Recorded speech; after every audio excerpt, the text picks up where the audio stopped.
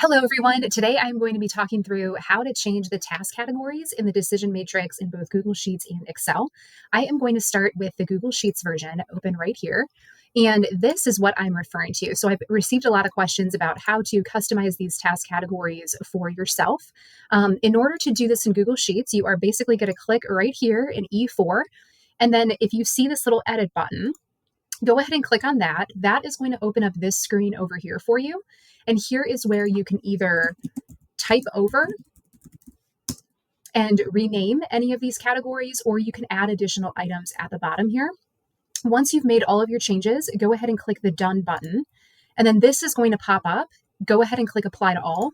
And the reason that that's really important is it's going to apply that task category to all of your options right here.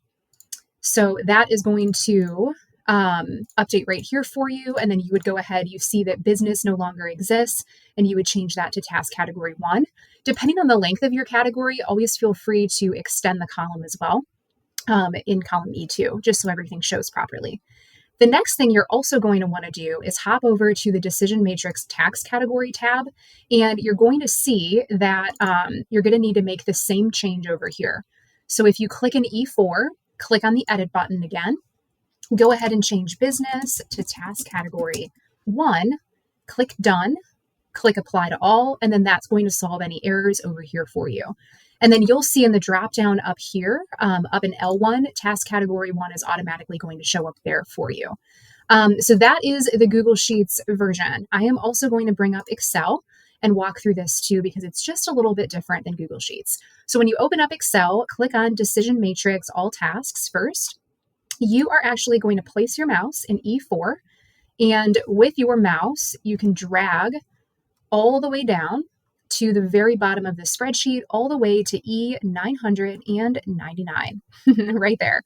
And then what you are going to do is click on Data in the ribbon up here at the top, click on Data Validation, and this is going to bring up basically your list of task categories. So what you can do is you can change any of these. You can delete all of them, retype in whatever works best for you. But for the sake of this example, I'm going to change business to task category. Something that's really important in Excel is you'll see that a single comma with no spaces on either side is what separates the task categories.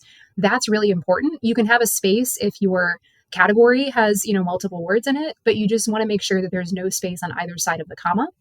Click OK when you've made all of your changes, and then you're going to come in here and see task category instead of business as well. So you'll see that there too. Hopping over to the Decision Matrix task category over here, you're actually going to make the exact same change. So click on E4, drag your mouse all the way down to E999. Right there for you. Open up the data validation and then change business to task category, click OK.